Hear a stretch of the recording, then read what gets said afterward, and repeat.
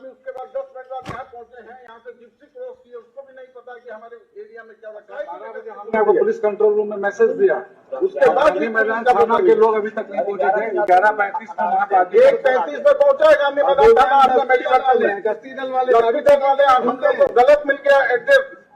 आपका कानून यही कहता है, अगर कानून कहेगा तो सर हम लोग कुछ नहीं कराएंगे तो जाम करके बैठ जाएंगे पूरा प्रशासन पट्टा का।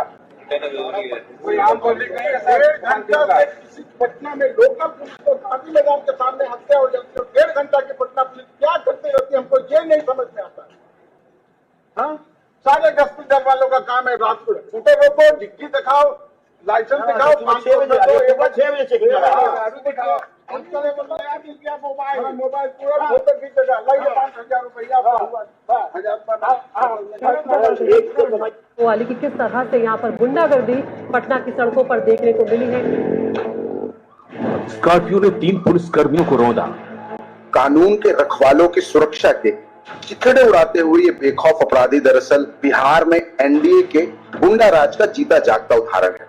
कहीं पुलिस की उंगलियां तोड़ी जा रही हैं, कहीं उनकी छाती पर थार चढ़ा दिया जा रहा है, तो कहीं तेज रफ्तार गाड़ी से उनके पर खच्चे उड़ा दिए जा रहे हैं। पटना के बीचों बीच बोरिंग रोड में पिस्टल लहराकर ताबड़तोड़ फायरिंग हो रही है। एडीजी बस खदेड़ कर रह जा रहे हैं, और तो और सुपर सीएम के घर के बाहर ठाए ठाए गोलियां चल रही हैं। एडीजी खुद इस बात को मान रहे हैं कि 2020 और 2021 में 340 बार पुलिस पर हमला हुआ था। वो करीब 340 के पास हुई थी, लेकिन 2022 में ये घटनाएं बढ़कर 450 के ऊपर हो चुकी है। और तो और 2025 में जनवरी से जून तक बिहार पुलिस पर कम से कम 50 से अधिक हमले दर्ज किए गए हैं, जिनमें एएसआई की हत्या समेत कई पुलिसकर्मी घायल हुए। इसे बिहार का दुर्भाग्य ही मानिए कि पटना से महज 22 किलोमीटर दूर नौबतपुर में व्यापारी पूरे दिन बाजार से इसलिए बंद रखते हैं क्योंकि वो रंगदारी और बढ़ते अपराध से त्रस्त है, और पुलिस अपराधियों और माफियाओं से यारी कर बैठी है। शराबबंदी और आजादी के बाद अब तक की सबसे भीषण बेरोजगारी ने बिहार में अपराध को एक समानांतर रोजगार का रूप दे दिया है। यकीन मानिए, एनडीए के गुंडा राज में न बिहार सुरक्षित है और न बिहार में आपकी जान। धन्यवाद। तो आपने देखा बिहार में गोलियां उगलता एनडीए राज अर्थात गुंडा राज। एक समय था जब पूरा बिहार शांति, सद्भाव, ज्ञान और तप की स्थली के रूप में जाना जाता था, जो आज गुंडों द्वारा गोलियों की आग उगलती जा रही है। अभी आपने देखा एडीजे लॉ एंड ऑर्डर कहते हुए सुनाई देते हैं कि पुलिस पर बढ़ते हुए हमले चिंता का विषय है। दूसरी ओर एडीजी लॉ एंड ऑर्डर की मौजूदगी में बिहार की राजधानी पटना में मुख्यमंत्री आवास के नज़दीक नेता प्रतिपक्ष श्री तेजस्वी प्रसाद यादव जी के आवास के पास गोलियां चलाते हुए अपराधी निकल जाते हैं और अपराधी पकड़ से बाहर हैं। आज नाबालिग बच्चियों के साथ लगातार बलात्कार होता है, गैंगवार होता है, पुलिस वालों को सरेआम मौत के घाट उतार दिया जाता है। अकेले अगर राजधानी पटना की बात करें तो इसी साल केवल 116 हत्या, 41 बलात्कार हुए हैं। तो सोचिए पूरे बिहार का क्या स्थिति होगा, इसका आकलन आप लोग कर सकते हैं। बीते वर्ष पुलिस मुख्यालय की ओर से जारी आंकड़ों में खुलासा जो हुआ है, 151 दिनों में पुलिस पर 1297 बार हमले हुए हैं। एनसीआरबी के आंकड़ों के अनुसार जहां वर्ष 2005 में बिहार में कुल अपराध 1,07,664 हुए थे, वहीं 2022 में यह संख्या बढ़कर 3,47,835 हो गई, यानी 323% की वृद्धि हुई।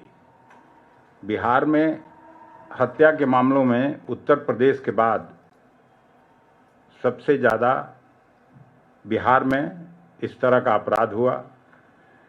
एनडीए के शासन में 17 वर्षों में 53,000 से ज़्यादा हत्याएं दर्ज की गई। हत्या के प्रयास के मामले में भी बिहार पूरे देश में दूसरे नंबर पर है और कुल 98,169 घटनाएं हुई, जो 262% की वृद्धि दर्शाती है। बिहार में जघन्य अपराध जैसे हत्या, बलात्कार, अपहरण, फिरौती, डकैती में भी 226% की बढ़ोतरी हुई है। 17 वर्षों में 5,59,413 मामले दर्ज हुए हैं। महिला अपराध में भी 336% की वृद्धि हुई है। कुल 2,21,729 महिलाएं अपराध का शिकार बनी और इनमें से 1,17,947 मामले आज भी अदालतों में लंबित है और लंबित मामलों की दर 98.2% है। महिलाओं के अपहरण में 1,097% की भयावह वृद्धि हुई है। बच्चों के विरुद्ध अपराध में 7,062% की चौंकाने वाली वृद्धि दर्ज हुई है। कुल 62,830 मासूम इस दौर में अपराध के शिकार बने।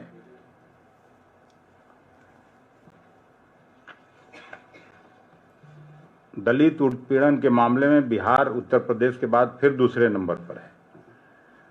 तो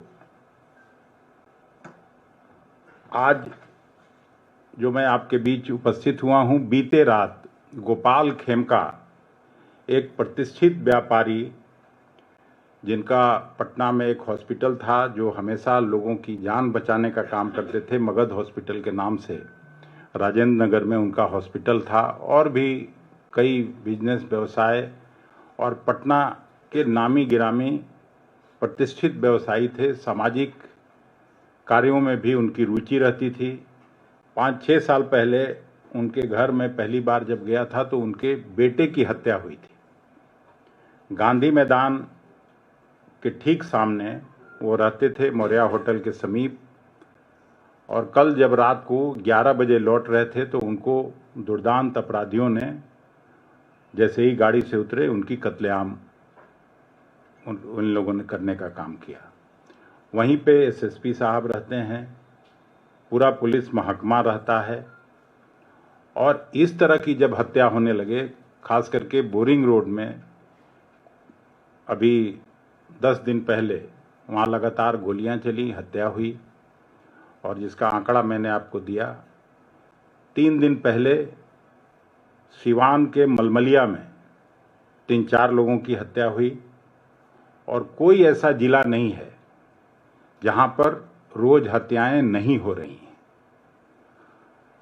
और अब ये ऊपर चला गया है। बिहार की जनता, जो नौकरी पेशा लोग हैं, जो छात्र नौजवान लोग पटना शहर में रहते हैं या बिहार के दूर दराज के इलाके में रहते हैं, उनको भगवान भरोसे छोड़ दिया गया है। और ये तब जब ज़्यादा होता है जब भारतीय जनता पार्टी के साथ नीतीश जी का गठजोड़ होता है। उस समय हत्या, बलात्कार और बच्चों के साथ जो अन्याय होता है वो ज़्यादा बढ़ता है। हम आज यहाँ से मांग करते हैं राज्यपाल जी के हस्तक्षेप का। राज्यपाल जी को तुरंत हस्तक्षेप करना चाहिए। बिहार ऐसी त्रासदी के दौर से गुजर रहा है कि उनको सरकार पर दबाव डाल के और केवल हत्या, अपहरण और ये जो गुंडा राज है एनडीए सरकार का, उस पे विधानसभा का सत्र बुलाएं। दूसरी तरफ जो एसआईआर वहाँ करने का फैसला इलेक्शन कमीशन ने किया है, अभी हम लोग मिले भी थे 11 पार्टियों के लोग, उस पर कोई कार्रवाई नहीं हो रही है। 2 करोड़ मतदाताओं को मतदाता सूची से बाहर करने का जो एक साजिश हो रहा है और लोगों को वहाँ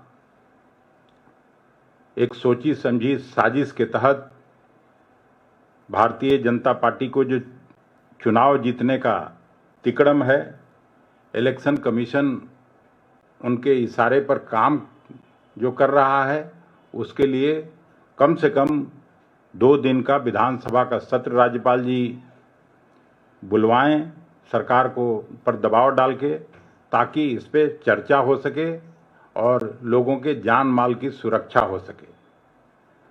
इसी बात के लिए मैं आपसे आज बात करना चाहता था और हम लोगों की, खास करके कांग्रेस पार्टी की स्पष्ट मांग है कि सरकार को चाहिए कि 2 दिन का सत्र बुला के और इस पे चर्चा करे और इसका सॉल्यूशन निकाले। धन्यवाद। इसके मुतल्लिक कोई सवाल हो तो पूछ लिया जाए। राज्यपाल से हस्तक्षेप की मांग होती है, किस तरह की हस्तक्षेप की मांग कर रहे हैं? राष्ट्रपति शासन वगैरह डिमांड कर रहे थे? नहीं, राष्ट्रपति शासन हम नहीं डिमांड कर रहे हैं। ये जो गुंडा राज स्थापित हो गया है बिहार में, और जिस तरह से पटना की राजधानी में मतलब गोपाल खेमका को गोली लगी, उनकी हत्या हो गई, लेकिन ये तो सीधा सरकार के सीने पर हमला है गुंडों के द्वारा। और ये केवल पहली घटना नहीं है, ये लगातार, जिसका आंकड़ा मैंने आपके सामने दिया, तो विधानसभा का स्पेशल सत्र बुला के SIR पर और इस पे चर्चा करानी चाहिए और इसका समाधान निकलना चाहिए। शासन प्रशासन में जो जिम्मेवार लोग हैं उनको भी दंडित किया जाना चाहिए। अखिलेश जी, एक सवाल इधर से है। आप लोगों ने 11 सियासी दलों ने आप कांग्रेस के साथ चुनाव आयोग से आप लोगों ने मुलाकात की, घंटों की बातचीत हुई SIR को लेके, और उसके बाद आप संतुष्ट नहीं हुए। आप लोगों ने कहा कि हमको जो जवाब चाहिए था वो जवाब मिल नहीं पाया है। उसी की बात तो कर रहे हैं जी। तब सवाल ये उठता है कि क्या आगे आप लोग सुप्रीम कोर्ट का भी रुख कर सकते हैं? क्या सुप्रीम कोर्ट जाना ही आप लोगों के लिए क्या आखिरी रास्ता बचा हुआ है? नहीं, अभी तो हम लोग वेट कर रहे हैं कि इलेक्शन कमिश्नर्स में गुड सेंस प्रिवेल करे और इस ज्यादती से बिहार को बचाया जा सके, लोगों के साथ नाइंसाफ़ी रोका जा सके। हम लोग इंतजार कर रहे हैं, नहीं तो अंत में तो न्याय के लिए हम लोग जाएंगे, सड़क पर लड़ेंगे, न्यायालय में लड़ेंगे। ऐसा कैसे हो सकता है कि जिस तरह से चाहे उस तरह से इलेक्शन करा ले? फ्री एंड फेयर पोल कराना इलेक्शन कमीशन की जिम्मेवारी है, न कि जो इलेक्शन में जिनको वोट देना है उनको वोट के अधिकार से वंचित करें। SIR बंद करवाना चाहते हैं या ये चाहते हैं कि कम कागजात दिए? नहीं, SIR ये 25 दिन में ह्यूमनली इम्पॉसिबल है। हमने बार बार कहा है, आप लोग जब भी इस तरह का सवाल उठाए हैं कि 2003 में इस तरह का हुआ था SIR, और उस समय 1 साल लोकसभा का चुनाव दूर था, 2 साल बिहार विधानसभा का चुनाव दूर था, तो 25 दिन में ये कहाँ से पॉसिबल है कि 8 करोड़ मतदाताओं का सबसे सर्टिफिकेट? मेरे जैसा, हम MP हैं, 2 दशक हो जाएगा ये कार्यकाल पूरा करेंगे तो लोकसभा मतलब पार्लियामेंट में होते हुए। पहले तो आधार कार्ड बनाया गया, सबसे महत्वपूर्ण कागज, अब आधार कार्ड हम लोगों के लिए हो गया। अब इसमें आधार कार्ड के आधार पर भी आप वोट नहीं दे सकते हैं। तो जितने तरह के सर्टिफिकेट का मांग करें उसमें तो मैं भी शायद वोटर लिस्ट से बाहर हो जाऊं। ये जिस तरह का नया इलेक्शन कमिश्नर लोग आए हैं, तो जिस तरह का रुख अख्तियार कर रहे हैं, तो उसमें तो हम लोग सब बाहर हो जाएंगे सर। और 25 दिन के अंदर जो नौकरी पेशा लोग है, जो मजदूरी करने के लिए दूसरे राज्यों में आ रहा है, वो बार बार वहां जाएगा, अपना सर्टिफिकेट दिखाए कि अपना काम करे। धन्यवाद। सर, आपने राज्यपाल से यहाँ पे मांग करी है कि वो विशेष सत्र बुलाए और वहाँ पे चर्चा हो, तो क्या इंडिया गठबंधन की तमाम जो दल हैं वो राज्यपाल से मिलने जाएंगे? इस पूरे मामले को लेकर आप लोग समय मांगेंगे, मुलाकात करेंगे राज्यपाल से? तो यहाँ की बात भी तो राज्यपाल जी तक पहुंची जाएगी आप लोग के माध्यम से। नहीं, आपने यहाँ से मांग की है, जरूरत पड़ी लेकिन तो जिस तरह से इलेक्शन कमिश्नर से हम लोग मिलने आए, वहां भी मिलेंगे। न्यायालय भी जाने का रास्ता है हम लोगों के पास, सड़क पर भी प्रदर्शन करने का रास्ता है। वो सब जो लोकतंत्र में हम लोगों का अधिकार है उसका उपयोग करेंगे। सर मेरा सवाल ये है कि 14 जून को ही तमाम जो महकमा था उसमें फेरबदल हुआ था और उसके बावजूद अभी जो गोपाल खेमका के परिवार ने आरोप लगाया कि 1.5 से 2 घंटे तक पुलिस नहीं पहुंची। ये सच्चाई है। वही तो बोला, मैं पहले भी बोला कि पूरे बिहार की जनता को भगवान भरोसे छोड़ दिया गया है। वहाँ शासन प्रशासन नाम की कोई चीज नहीं है और नीतीश जी जिस हालत में हैं उनको भारतीय जनता पार्टी का जो नेतृत्व है वो उनको कठपुतली बना के रखा है। उनका कुछ नहीं चल रहा है।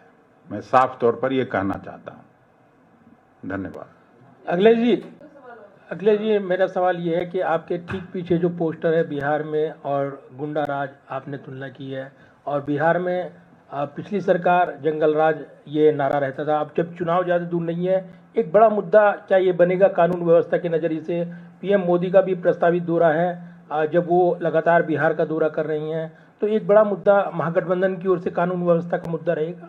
तो लोगों की सुरक्षा, जान माल की सुरक्षा शायद सबसे अहम है किसी भी सरकार के लिए, किसी भी समाज के लिए। इससे बड़ी बात कुछ हो नहीं सकती है। 20 साल अब नीतीश जी के अगुवाई में ये सरकार बिहार में पूरा करने जा रही है और अब भी जंगल राज और दूसरे सरकारों से तुलना अगर कोई कर रहा हो तो फिर भगवान ही मालिक है। 20 साल कोई कम होता है? 20 साल उनका हो गया, 11 साल इनका हो गया। और बिहार की क्या स्थिति है आप किसी से छिपा नहीं है। आज हम लोग इस गुंडा राज पर ही बात करने के लिए आपसे आए।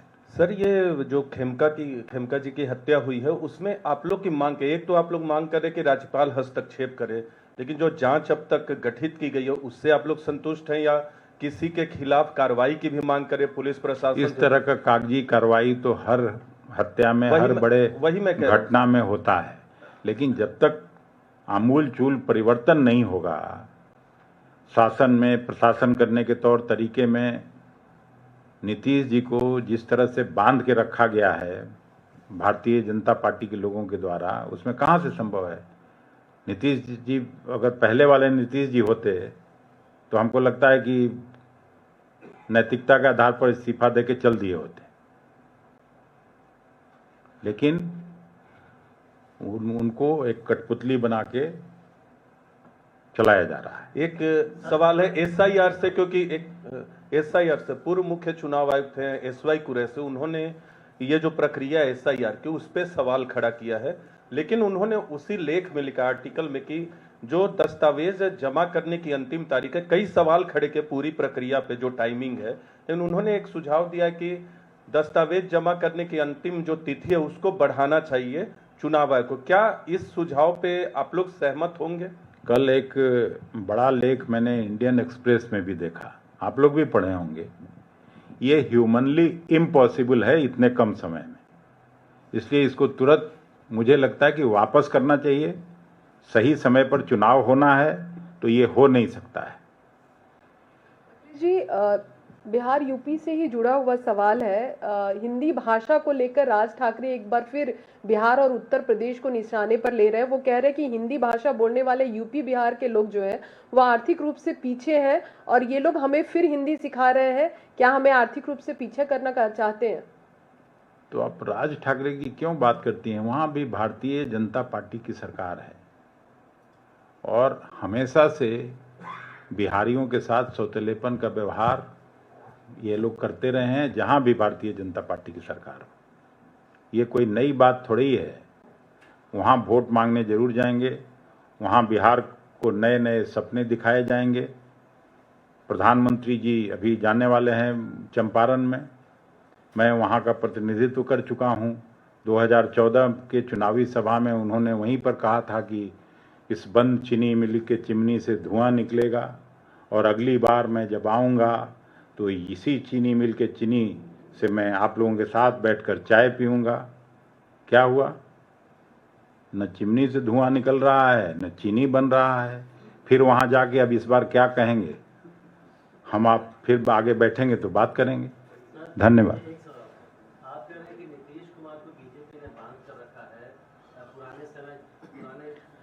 भाई मैं जिस नीतीश कुमार कुमार को उनकी जिम्मेदारी से आजाद कर रहे हैं, उनकी कोई जिम्मेदारी नहीं है। ये जो घटना हो रही है या लॉ एंड ऑर्डर का मामला है। नीतीश कुमार जी को जितना मैं जानता हूं, नीतीश कुमार जी ओरिजिनल नीतीश कुमार जी होते तो ऐसा नहीं हो सकता था। ये आप भी जानते हैं और हम सब बिहार के लोग जानते हैं। सर, जदयू कह रही है कि बिहार में संगठित अपराध नहीं है। जदयू कर रही है कि बिहार में संगठित अपराध नहीं है, यहाँ पर फ्रैक्शंस में क्राइम्स हो रहे हैं। तो इस व्याख्या से बिहार के लोग खुश होंगे कि संगठित अपराध नहीं है, और संगठित अपराध नहीं है तो ये क्या है? जो सिवान की घटना हुई उसके बारे में आप पता करिए ना, 3-4 लोगों की हत्या हुई है 2 दिन पहले मलमलिया के पास। तो संगठित अपराध नहीं है तो ये क्या है? और कहाँ पे, मुजफ्फरपुर में कितने लोग शिकार हुए, गया में, भागलपुर में, बांका में, लगातार अपराध जिस तरह से बढ़ रहा है हमने तो नहीं देखा कभी।